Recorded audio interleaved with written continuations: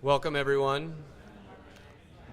Thank you everyone in the audience here for coming. If I can have your attention. Is this on? Hello, folks. Hi, we're going to get started in just a sec. My name is Stuart DeCue. I'm the program director at the Yale Center for Business and the Environment, and this is the first talk in the 2013-2014 Colloquium in Sustainability Leadership. We're thrilled. We've got a great moderator, Brad Gentry, a wonderful initial speaker, Pavan Sukhdev. I'm just going to talk a little bit about this colloquium series, sort of the purpose of it, the thought behind it. Welcome to those of you in the room here. Welcome to everyone in the online audience as well. For those of you in the room, this is being live streamed and recorded on the Yale YouTube channel. And in particular, welcome to any of the member schools in the Global Network for Advanced Management. As many of you know, the School of Management has convened 23 business schools from around the world to explore a number of different issues, and these talks are being broadcast and advertised through that network as well. So welcome to everyone online. The GE Colloquium in Sustainability Leadership is a program of the Yale Center for Business and the Environment and was established with support from the GE Foundation. It provides practitioners and thought leaders a forum to speak about the challenges and opportunities of implementing sustainability within their respective organizations and at a broader scale in society. The series is open to the public and offered online. And in particular, as I mentioned before, anyone in the Global Network for Advanced Management, thank you for joining. Our moderator today is Brad Gentry, who's the faculty director of the Yale Center for Business and the Environment, a professor in practice at both the Yale School of Management and the Yale School of Forestry and Environmental Studies, and is really a force at the university for connecting the different parts of the institution. And now Brad has really taken that to another level with our partnership within these 23 business schools. So one thing we're excited and thrilled to offer in the second semester is the first online course on business and the environment from Yale to those schools, and then offered to students at the School of Management or more broadly and the School of Forestry and Environmental Studies and throughout Yale. So this course, entitled Sustaining Access to Critical Resources, Managing Risks and Capturing Opportunities, will really be an exploration of 6 different critical resource systems and the experience of companies going through those. So this series dovetails quite nicely with some of Brad's work and the course that will be offered next semester. So if those of you are interested, if those of you online are interested, please make sure to get in touch with myself or Brad Gentry. We'll have information on the CBA website and in other materials about how you can do that. And it's been a pleasure to work with Brad for the last 2 years, and I'm thrilled to introduce him as our moderator. So Brad, please come on up.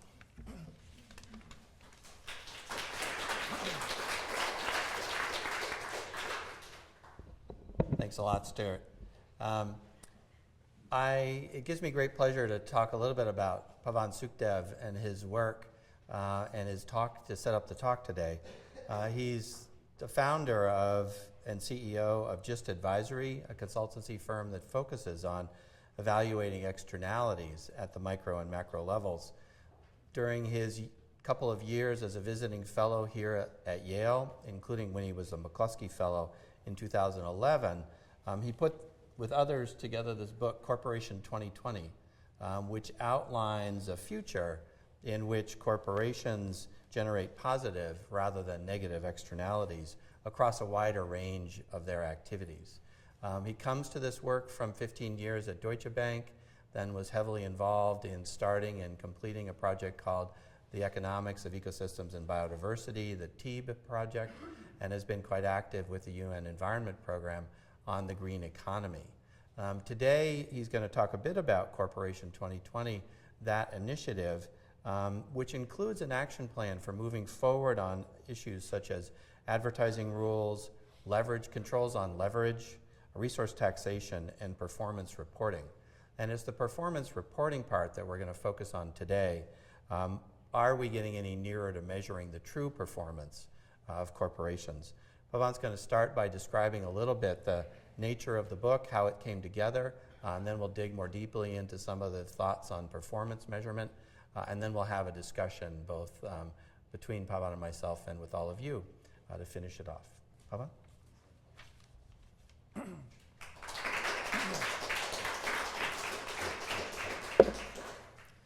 Thanks, Brad. It's great to be back here.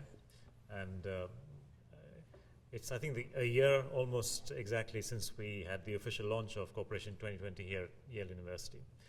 And we had Yvonne Chouinard and a few others there. I'm here really to report on what's happened since then, but just a quick recap, if I may, before we launch into the main theme of this short session, which is about performance reporting. Firstly, to Brad's question of how did I come here? How did I come to this particular formulation of the problem and its solutions?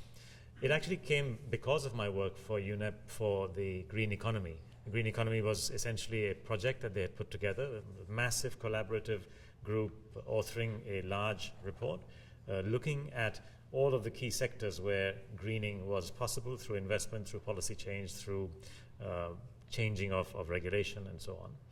And looking at the economic results of following the green path versus following business as usual.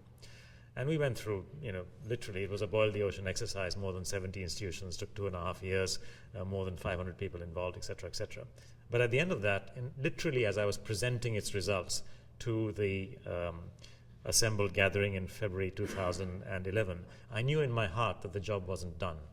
Because even though we had excellent modeling demonstration of the fact that greening created better economic outcomes, better opportunities for labor, a more equitable economy, et cetera, et cetera, et cetera. All of those things were fairly well demonstrated through our model. But I knew in my heart that this isn't going to happen because we've left out essentially the key element out here, which is the private sector. We've left out the nature of the corporation, and that you cannot do that when you're looking, for instance, in the US at an economy in which 75% of GDP is attributable to the private sector and 3/4 of jobs are given by the private sector. You really can't do that. Globally, the numbers are 60 and 70% respectively. So that was that was a sinking feeling I had in my stomach as I was presenting to over 100 ministers of the environment, telling them what a wonderful project that we had done, which it was, for what it was worth.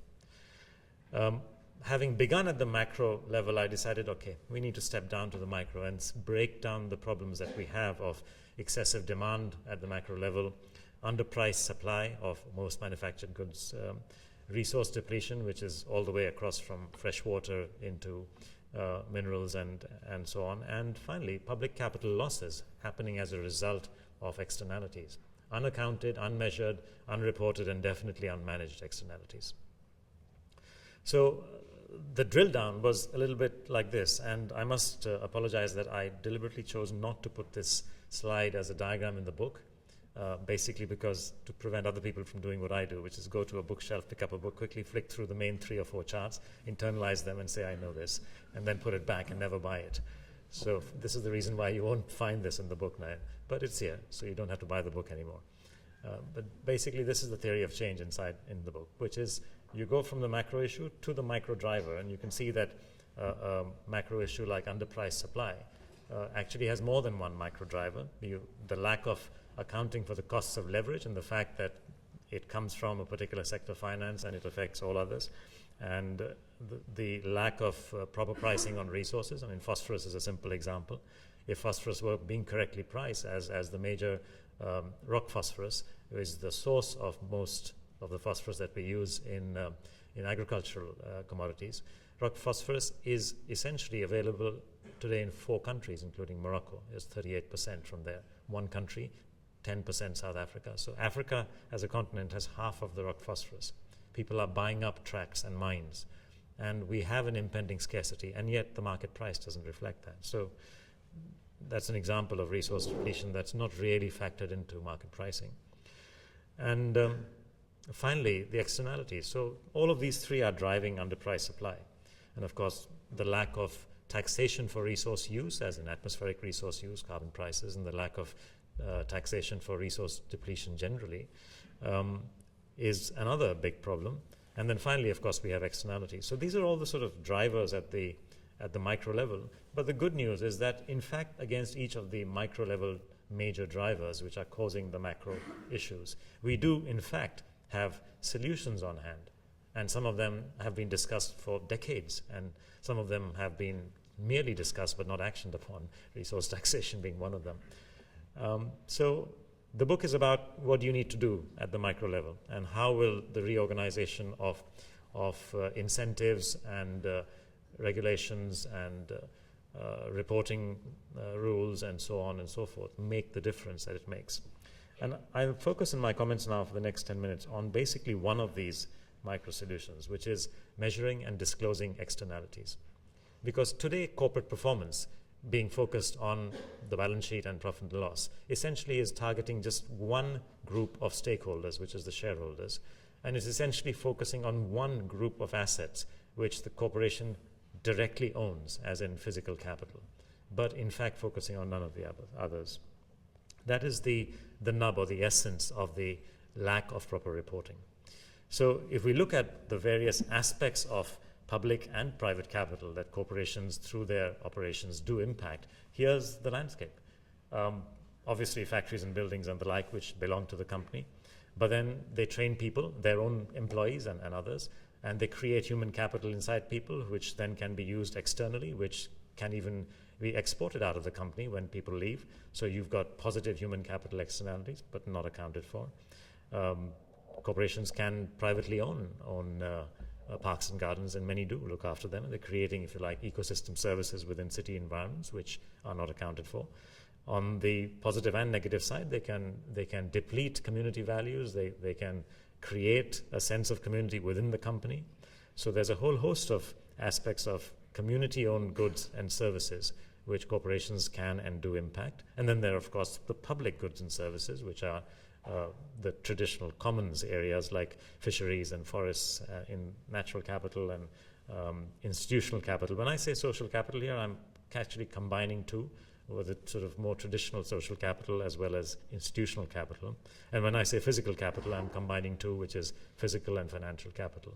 The International Integrated Reporting Council, which came out with its proposed guidelines for how do you really look at the total landscape, therefore has 6 capitals. I just see that as nice but not necessary. You can be a bit more concise there.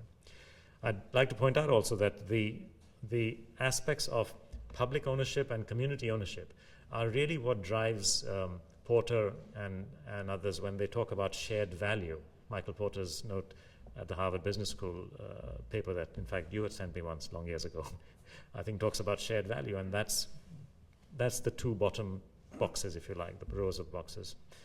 Now, the question that comes to mind is, so corporations are impacting all of the above. Are corporations reporting their impacts on all of the above? And you know the answer, it's not, they're not. And in fact, as you also know, it's really only the top left-hand corner box which is being reported on by corporations, which is owned physical and financial capital, therefore accountable to the shareholder. And that's it. 1 out of the 12, if you like, broad areas of public and private capital that determines income flows that in turn generate well-being, only those, only 1 is being reported.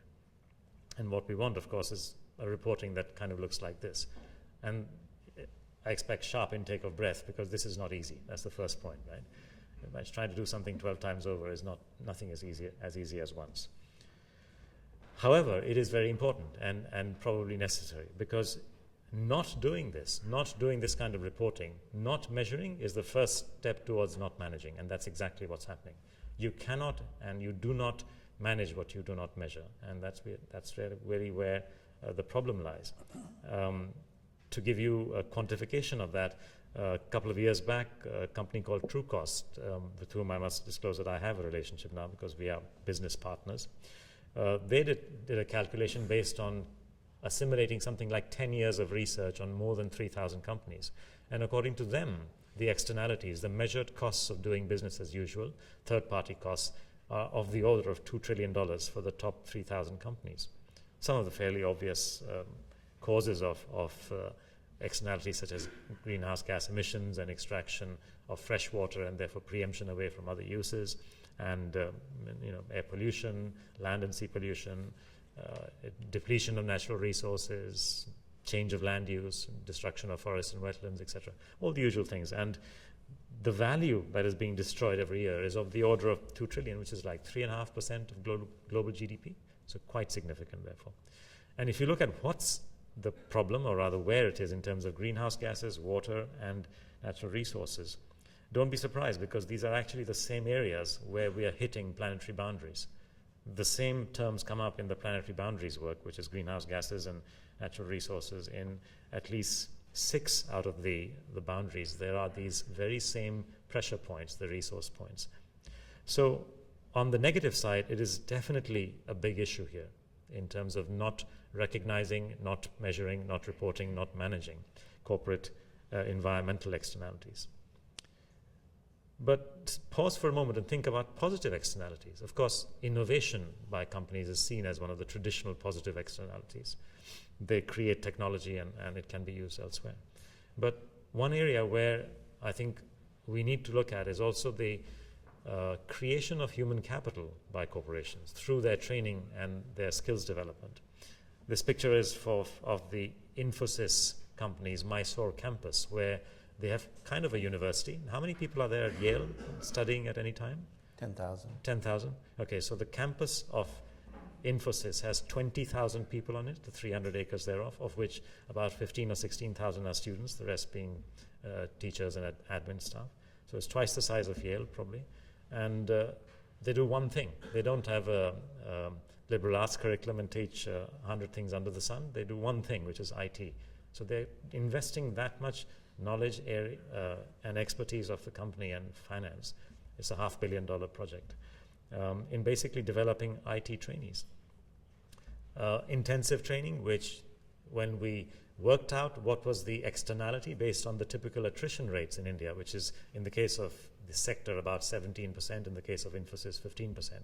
We worked that out in terms of the attrition, and therefore, typical Indian Institute of Technology trainee comes in with that kind of expectation of earnings, and once he's done through with the training of Infosys, a much steeper and deeper triangle.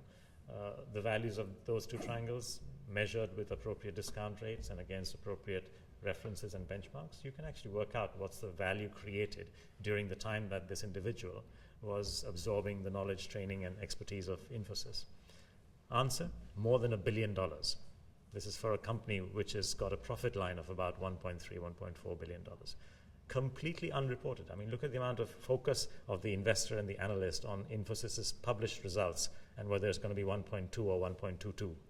But who cares about the billion that is unreported, which is basically in terms of value creation, in terms of human capital. So this is the challenge. The invisible invariably gets ignored. The invisible is very important. The invisible affects public capital, public wealth. And of course, in the case of India, this is about a developing nation, huge amount of capital creation, human capital, which has been the driving force of India's success on the development front. So that's human capital externality, positive, huge, ignored. And here's social capital externalities, and this example comes to you from Brazil, a company called Natura. I keep getting corrected by my Brazilian friends. So Natura basically is a cosmetics manufacturer, but most of their cosmetics are based on nature. So as against the average molecule being 40% sourced from nature for the average perfume and so on, they have almost twice as much, 80% sourcing. But that's not what's interesting. What's interesting is their sales model, which is entirely a kind of Tupperware or Avon kind of model, which is basically through housewives, consultants as they call them. And they are training these consultants to handle their sales, their product sales. And as a result, they're doing the following activities, as in creating better economic security for women, which therefore is a social positive. They're creating better training in these women to be able to market not just Natura's products, but also other people's products. They are creating a situation where the housewife, because she's earning, and this has been other research done in Mexico and other places, which shows that if the woman earns, then a greater part of the expenditure of the household tends to be on things like education and health, as against presumably drink and motorcycles and stuff like that. so there's clearly a social positive there. And then finally, this entire headcount, if you like, of 1.4 million housewives is entirely off the radar when it comes to national labor statistics. So it's effectively flexible hours, flexible time, and it's adding to labor market efficiency. It's providing that efficiency and again, a social positive. So numerous social positives being created by them, once again, huge, once again, simply not measured and not reported. But the good news is that we just put a proposal across to them to do that. Now, calculating social capital externalities is horrendously complicated. I mean, first, just understanding the different ways in which corporations can impact society. Let me just give you one example of what I came across recently. A very serious company in Latin America, very serious about sustainability, came to me with a request that could I please help them in their social capital externalities evaluations. And here's what they'd done: massive set of documents. About 500 questions had been addressed by the company. And they had created something like 80 indicators to measure various dimensions of their interactions in society, positive and negative. And I thought to myself, my God, two things: what wonderful people, how carefully they do all this. And I thought to myself, gosh, they're going to have disappointment when they reach their CEO. I better try and divert them away from this exercise as quickly as I can. So I've been a little clever by sending a proposal to them, which basically defines the framework as part of the proposal. So that if they accept the proposal, they've actually accepted a framework for social capital, which will then enable them to cut out most of the questions and most of the indicators and come down to probably 10 or 12, no more than that. But that's critical. I mean, getting the framework in place, then developing methodologies is really critical for working out. And even some of the methodologies that are there, like the social hotspots database, has 6 broad areas of impacts, but then breaks them down into further 22 subcategories, and then goes on to define 130 or 135 different indicators. So, and this is done by professionals. It's good, but that's the problem. It's just challenging, complex, and it just goes. It's just boiling the ocean, basically. So we do need some simplification, and I think that's part of the challenge here. Once we are past the identifying the hotspot areas, positive and negative, then the question arises, what are you going to measure?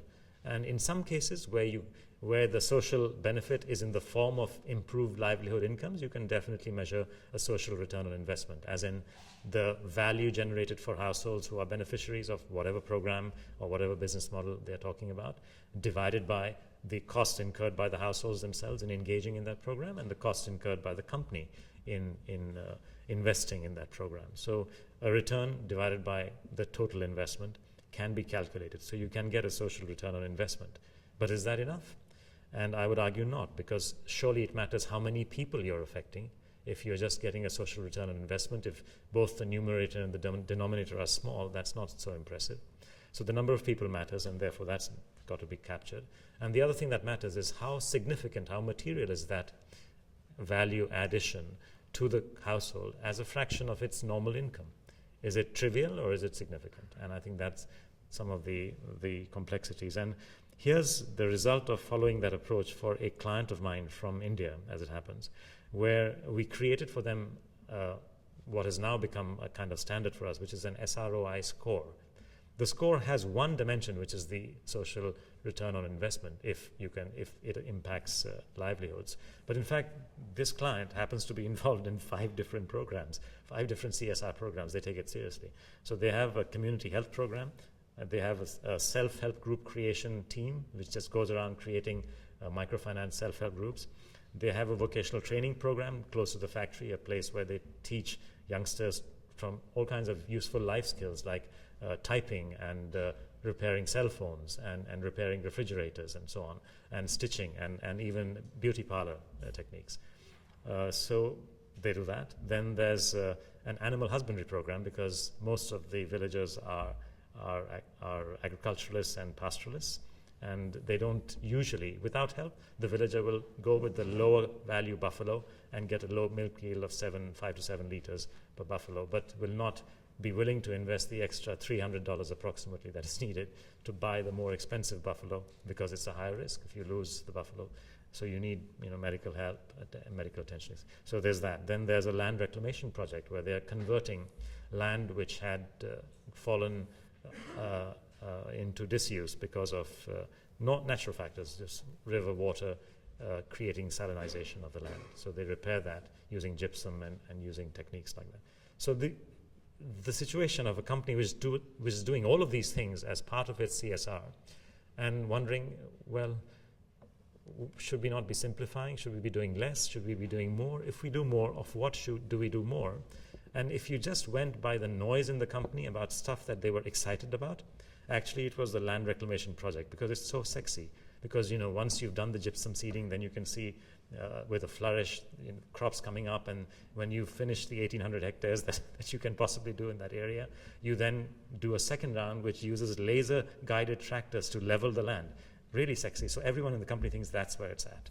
But when we start measuring the real value that delivers, minus, you know, measured in the proper SROI way, and we start seeing how many families are affected, a mere 900 as against the families affected by animal husbandry, which is 2,500, or families affected by self-help groups, which is more than 5,000 families, then you get slightly different evaluations of what did the company really do that was great for that local community.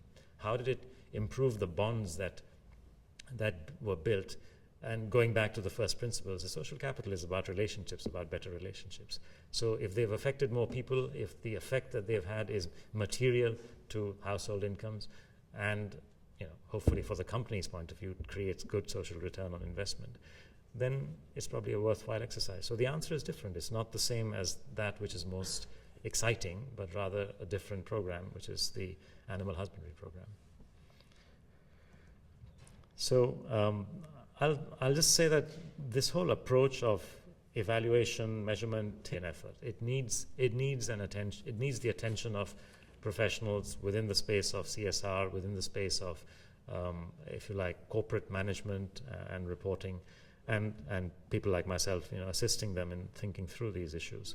But it needs, beyond that, agreed framework within which you operate. So you set the scope, set the boundaries, try and figure out what you will measure and why, and to what extent you will do that. Set, especially when you're evaluating the value chain, the boundary, as in, are we going to be cradle to grave, or just cradle to gate, or is it literally only gate to gate? Decide all that up front, and then start measuring impacts. And it's important to have a few pilots which prove that this is not theory, it can actually be done. And it's perhaps even more important to make sure that you don't stop at the pilots, or that the pilots don't become showcases and ego trips for CEOs. And I think that's a big risk, because sometimes you just go that far and stop.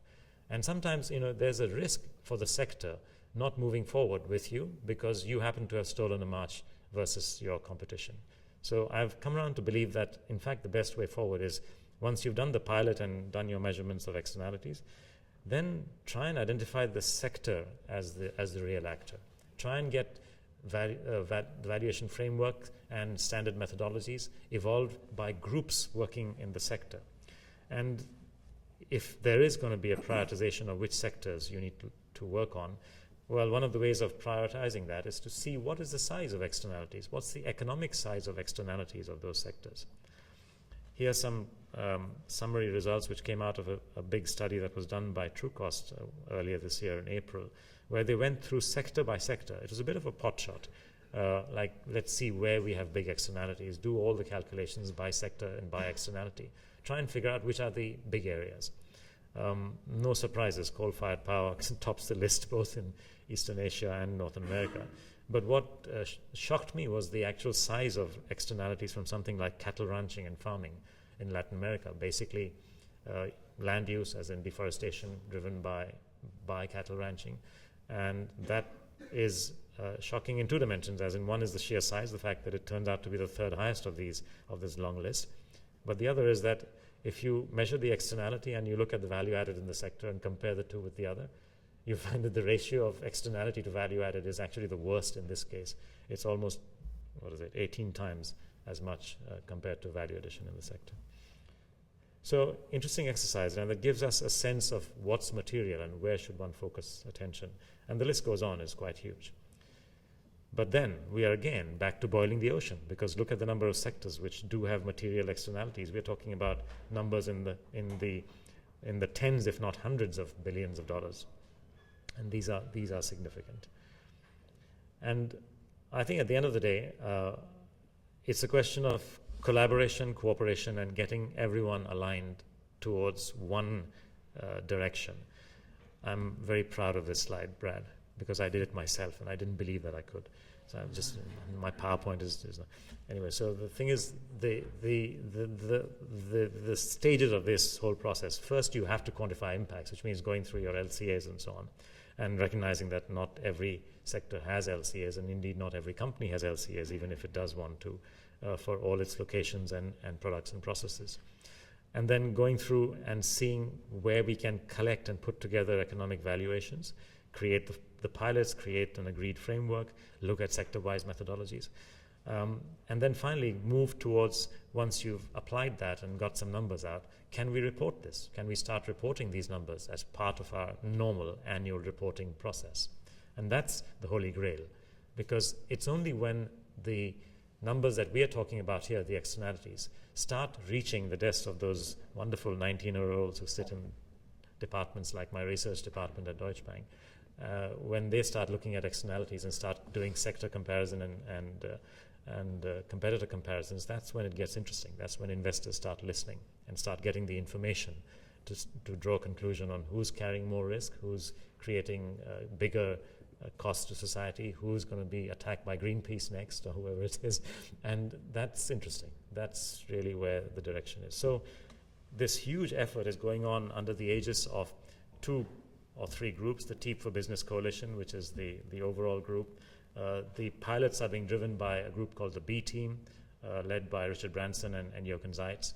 And we've got literally a who's who collaborating here. As you can see, this is the bottom boxes are basically who's doing the work on quantifying the impact, who's doing the work on valuation, and the right-hand box is essentially who's going to be doing the work eventually on taking this whole slew of new information to the investor through the financial statements. And that's basically disclosure of externalities. Thank you.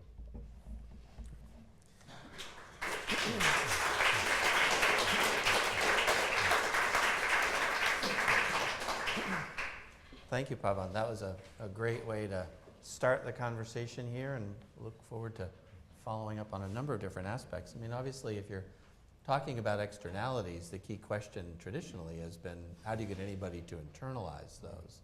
And some commentators focus on the amount of savings that are in pension funds, where everybody wants the retirees to have as much money as they can when they retire.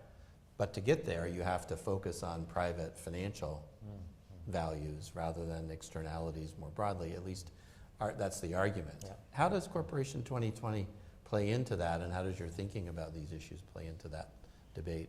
Yeah, it's certainly true that focus from investors and pension funds and insurers would make a huge difference. But in my conversations with them, the typical responses I get are what I call the 2s and 20s phenomenon, because everyone, including these long-term asset holders, are very much aligned to the culture of 2% commission, 20% capital gain, and everyone's looking at performance on a relative to everybody else basis in that sector, and looking at short-term performance. And by that I mean performance on a quarterly or an annual basis. So until the measurement of performance among the investors, and including the real money accounts that you're talking about, begins to get much more long-term in its focus, that's not going to change. And I think that's what probably got me to realize that, in fact, the private sector is the agent of change, because they're the ones who have the ability to put things together for the investors in a different light. But then you get stuck on the who leads and who follows problem, right? And frankly, more and more of the view that sectors need to be pushed into that direction. So I like the idea, for instance, that Paul Pullman comes across to Indonesia, Jakarta. He did this in the end of June as part of the Tropical Forests Coalition or something like that, TFC, and makes a powerful statement there saying that, well, deforestation is caused by basically 4 businesses, by palm oil, by timber, and a couple of others, I forget which, but essentially these 4 businesses, and beef, of course. And these 4 businesses have to align their interests and ensure that we stop deforestation by 2020.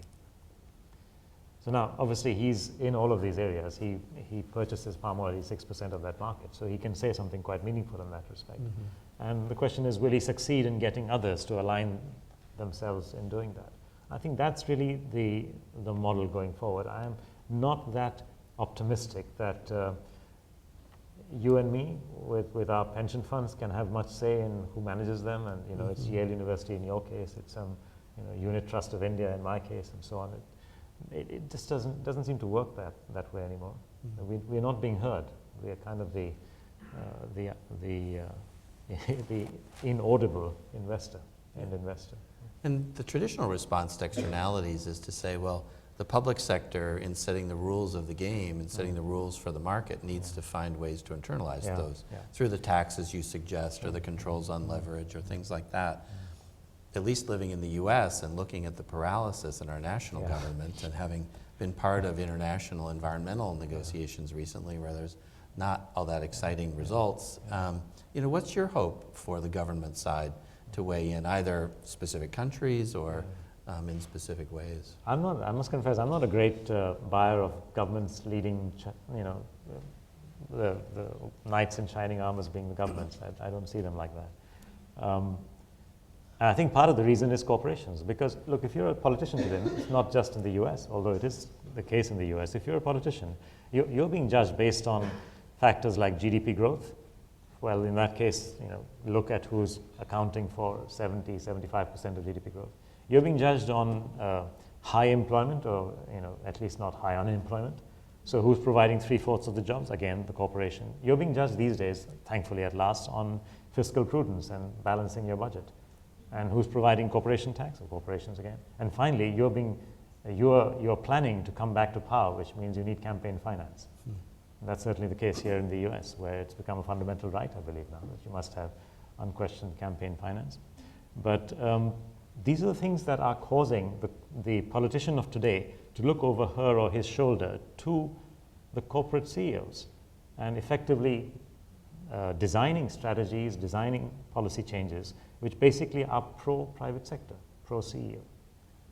So we're back to square one. It comes back to the driver of today's world, which is the corporation. So then on that side, if it's not on the government side, it's on the corporation side, what groups would you most like to see action from? There's customers, there's suppliers, there's the CEOs. All of the above. All of the above. Can you give us a couple of examples of specific things? Sure. I mean, the driver for the corporation can be quite different depending on who you are, where you are. And it could be many different drivers. So, we have situations where employees drove the Tata Group, Tata Chemicals, which is a large chemicals concern, because one of their 3 major factories is in Gujarat, where there was a big issue with the whale shark declining. Employees drove the CEO to propose to the chairman, to the group chairman, a publicity campaign, which essentially was driven by a godman who felt that the way to get this problem to be solved is to get the whale shark to be seen as the returning whale shark, which comes to basically groom its babies, as the daughter-in-law. So they renamed the whale shark in the local language as daughter-in-law. It's an amazing campaign. So you've got a religious genius involved who thought of this idea, renamed the whale shark as daughter-in-law. You've got employees in the company who thought, wow, this is a nice idea. Let's do this. You've got the CEO of the company who's saying, employees want to do this. What am I supposed to do? And you've got the chairman sitting in Bombay saying, yeah, that's a good idea. I've been diving. It's a fantastic animal. Let's do this. So look at the range of actors that have been involved in one action, which in fact has resulted in a complete change in the way that local communities think of the whale shark. They have stopped hunting it. They are being supported by this company and others in the Tata Group. So it's quite difficult to say that there will be only religion or only the CEO or only employees or only customers involved in this. I think it's just a question of mix and match and trying to see where you go. So speaking of where you go, if you're a student here at Yale, and you're sort of taken by these approaches, what kind of skill sets or what kind of courses should you be taking while you're here in order to be out there, to figure out how to mix and match in ways that are effective? Over time. Okay, so I mean, this is actually, that's a good question. It's another mix and match, but here I'd say go back to your fundamentals first. So make sure that the course which teaches you LCAs and anything that teaches you how to quantify impacts is definitely worth delving into, because then you will be aware of the process driver of those impacts, and then you can intelligently formulate ideas and solutions about them. So life cycle analysis. Life cycle analysis definitely worth doing. I'm sure there are a couple of courses which address them. I think generally being in management school and understanding corporate drivers, psychology and philosophy in companies is important. And I think, frankly, understanding areas of ecology where the pressures are probably the most severe, understanding planetary boundaries at the next and the next and the next level. So therefore, the Yale School of Forestry and pretty much every course that happens there should be addressing these issues. So it's a number of these, but I would definitely say within the context of companies, do the industrial ecology course. Within the context of management, certainly put in some effort understanding marketing and psychology, and do courses which cater to those needs, to those skill sets. And those are really important skill sets for the future. And of course, do understand the underlying issue, which could be climate change, it could be resource scarcity, it could be biodiversity, it could be any of the above. And on that, certainly Yale School of Forestry and Environment Affairs is a great place. Particularly with the School of Management in partnership on business environment. Thank you Yes, for that yes. advertisement. That's good. We have some time for questions from the audience. I think we have a microphone going around because we're being webcast. If people could give their names before they ask their question, that would be great. I think we have one over here. Hi, thank you for that. I'm Janet Dalziel. I'm a Yale World Fellow, and in my real life I work for Greenpeace. So really very interesting and very compelling, but it's also clear that for it really to make a difference on the indicators that you talked about at the beginning, this sort of measurement and accounting has to be adopted by the majority, Yes. if not universally by the big corporations. So my question is, where's the hope in that happening? What's the tipping point at which that would become almost inevitable? What's the point at which the 19-year-olds Yes. in Deutsche Yeah. Bank really start looking at those numbers? And what will it take to get there? That's a great question. And I would once again say that the solution lies in sectors, in firstly civil society and people choosing the right sectors to pay attention to.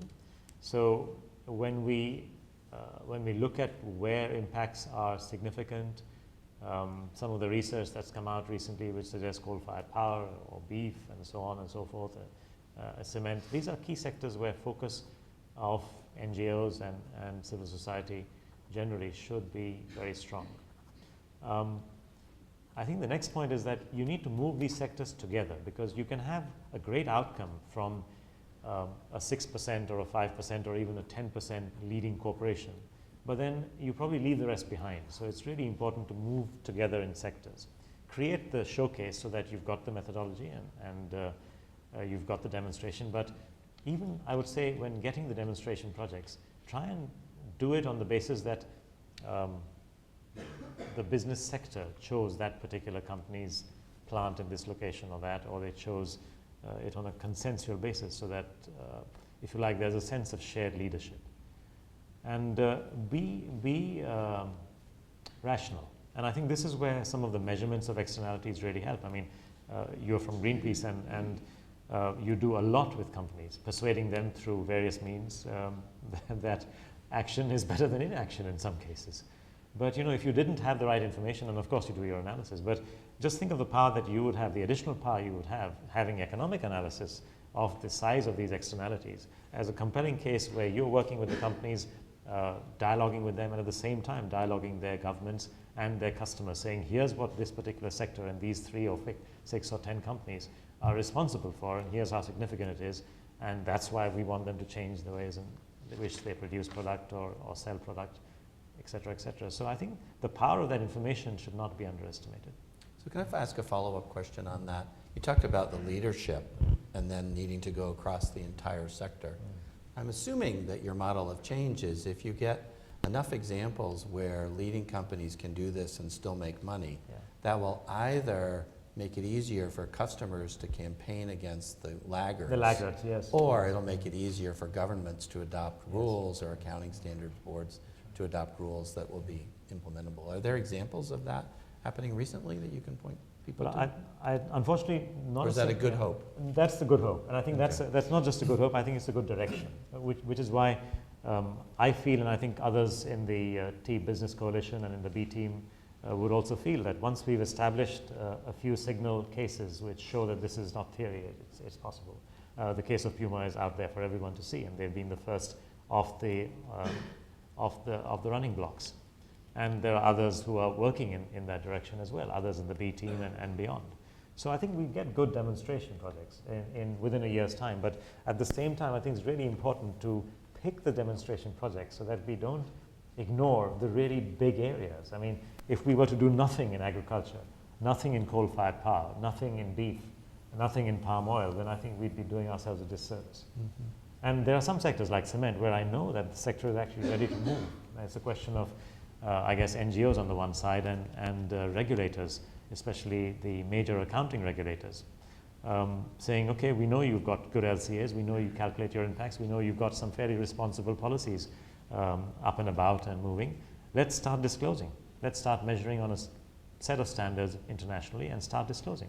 And frankly, if you went, for the sake of argument, to the cement sector and met with, as I have done, CEOs of Holcim, Lafarge and the others, you wouldn't really get intellectual resistance to that idea. Right. Another question, I believe? Hi, my name is Hilary Staver. I'm a student from the Forestry School.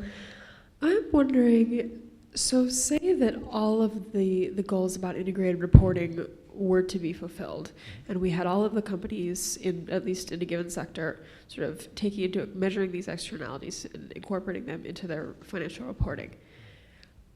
Would that would still leave us the problem, at least that could change investment decisions. I see that. But in terms of actual price for consumer products, that would still leave us the problem of some entity to sort of tax or subsidize in order to sort of reflect these externalities in the price. So given what you were saying about sort of the political climate right now and how we're having trouble getting things passed, do you see any other group in society that could potentially fulfill that role of providing a link between integrated reporting and actual indicators in the prices of finished consumer goods? Great question, actually, and you're right to ask about that, because integrated reporting and reporting of externalities is a necessary condition, but not a sufficient condition for true sustainability. So it's the basic question, it answers the basic question of how big is this? And where are the really big costs to society? So it answers those questions. It also gives you a clue, because once you've figured that out, then you know that, well, if it's beef, then we need to start marketing this idea to those politicians in this context. You get clues from the way that the information is presented. But presenting it is step one. You can't go to step two without step one. I mean, you can probably campaign, and many people, including Greenpeace and many NGOs, have done excellent campaigns without necessarily the benefit of economic information or analysis. But when we're trying to address the 95% of the companies who are not responding to these kind of pulls and pushes, then you need someone else. Now, one of the ways in which we can see this moving is just the pressure of reporting gives information to the consumer. And remember, in the US, the toxic waste inventory, when was that, about 15 odd years ago? Quite some time. Longer than that. Longer than that, whatever. So toxic waste inventories made a difference. Just the fact that companies had to report their toxic waste, what they were among the list that was broadcasts and where they were. And that led to parents putting pressure on their congressmen and so on and so forth. So actual use of chemicals changed as a result of that kind of disclosure. So one shouldn't underestimate just the power of information reaching out to decision makers. And then the next stage, I guess, is persuading governments to look at it. Again, you can't do this on a single country basis. You need to really talk to if you wanted to do something about coal-fired power, there's not much point only addressing the US. You need to look at the G20 and then talk to them about what is the problem, what's its dimension, what are the possible solutions, what are the technologies that can assist in the solution, et cetera, everything from coal washing to clean coal to to sequestration and so on and so forth. You need to do it on a pretty much a massive scale, a sector scale. But that's what we need. We need the forum of tomorrow, if I may say, is created by these kind of pulls and pushes and pressures, created by the externalities being reported. But it's actioned by literally roomfuls of people who are senior congressmen, maybe the odd head of state, and a dozen CEOs of the relevant sector, discussing all at once what needs to be done for that sector. So G20, senior congressmen, senior politicians, heads of state, that kind of group is really where power will come from and change will happen. Thank you. The last question, unfortunately. Yeah.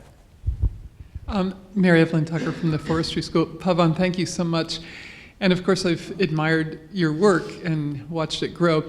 It's picking up maybe on your answer to this last question and so on, but it's still a little puzzling to me how the incentives for corporations to make these changes, unless they're legislative or tax, and Brad brought this up too, how are we going to leverage this? And it seems, I know in your thinking it's not, but in the way it's visualized, the role of civil society may need to be brought into play. I mean, we have a Greenpeace person and so on, the role of world religions, the pressure to be brought to bear for these kinds of changes, because it's not going to be voluntary.